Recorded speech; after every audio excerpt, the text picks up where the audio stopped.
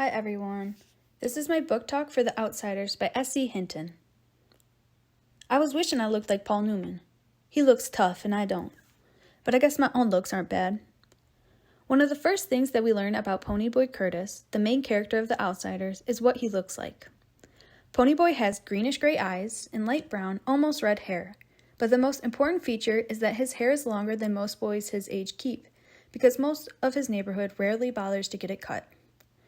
This longer, greasy hair is a prominent feature of being a part of the Greasers, which is one of the two gangs in the city and is made up of the poorer kids from the east side.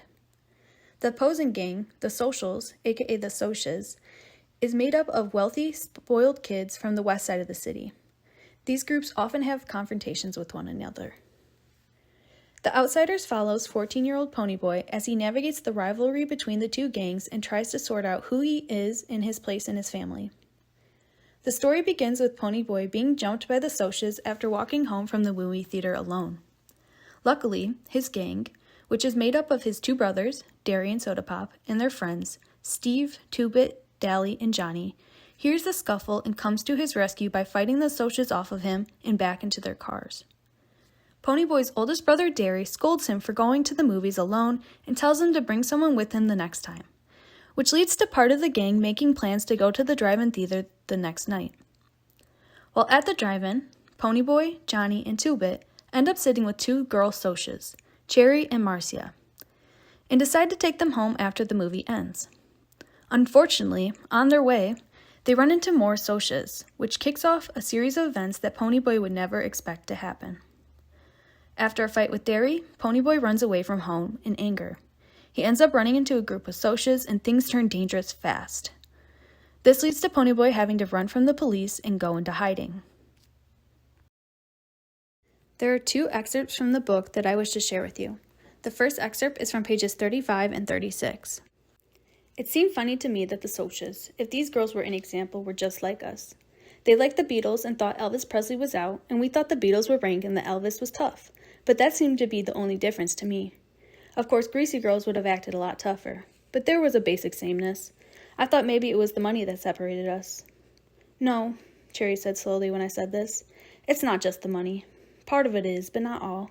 You greasers have a different set of values. You're more emotional. We're sophisticated. Cool to the point of not feeling anything at all. Nothing is for real with us. You know, sometimes I'll catch myself talking to a girlfriend and realize I don't mean half of what I'm saying. I don't really think a beer blast on the river bottom is super cool, but I'll rave about one to a girlfriend just to be saying something. She smiled at me. I never told anyone that. I think you're the first person I've ever really gone through to. She was coming through to me all right, but probably because I was a greaser and younger, and she didn't have to keep her guard up with me. Rat race is a perfect name for it, she said. We're always going, and going, never asking where. Did you ever hear of having more than you wanted? So you couldn't want anything else and then start looking for something else to want? It seems like we're always searching for something to satisfy us and never finding it. Maybe if we could lose our cool, we could. That was the truth. Socials were always behind a wall of aloofness, careful not to let the real self show through. I had seen a social club rumble once. The Socials even fought coldly and practically and impersonally. That's why we're separated, I said. It's not the money. It's feeling. You don't feel anything, and we feel too violently. And, she was trying to hide a smile, that's probably why we take turns getting our name in the paper.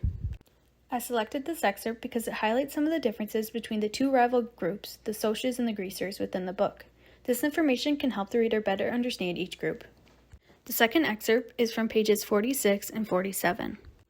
Johnny, I called, and started when he rolled over and jumped up almost under my feet. Come on, Johnny, we're running away. Johnny asked no questions. We ran for several blocks until we were out of breath.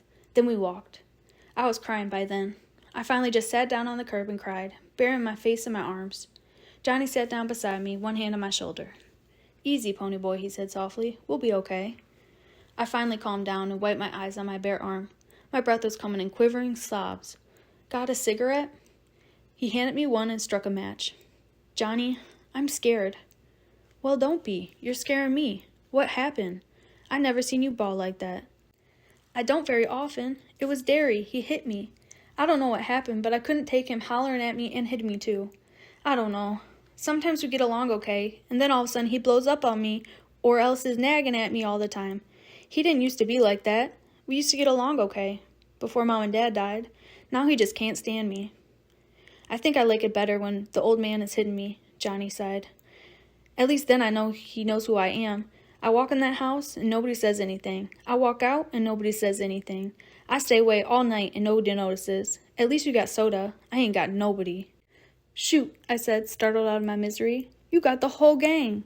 Dally didn't slug you tonight 'cause you're the pet. I mean, golly, Johnny, you got the whole gang. It ain't the same as having your own folks care about you, Johnny said simply. It just ain't the same. I selected this excerpt because it shows readers how Ponyboy views his relationship with his older brother Derry. Also, it gives the readers an insight into Johnny's home life and relationship with his parents. Overall, I really enjoyed this book and I would give it a 5 out of 5 star rating. The author did a great job of telling the story solely from Ponyboy's point of view and portraying Ponyboy's growth as a person from the beginning to the end. The other characters were also each so unique, especially some of their names. I would recommend this book to all high school libraries or media centers and all public libraries with a young adult section. I am sure that many young adults will be able to relate to this coming-of-age novel that was written by a young adult, even if it was written over 50 years ago and is considered a classic. If you like The Outsiders by S.E. Hinton, I would like to recommend 2 other books with a similar vibe and some common topics.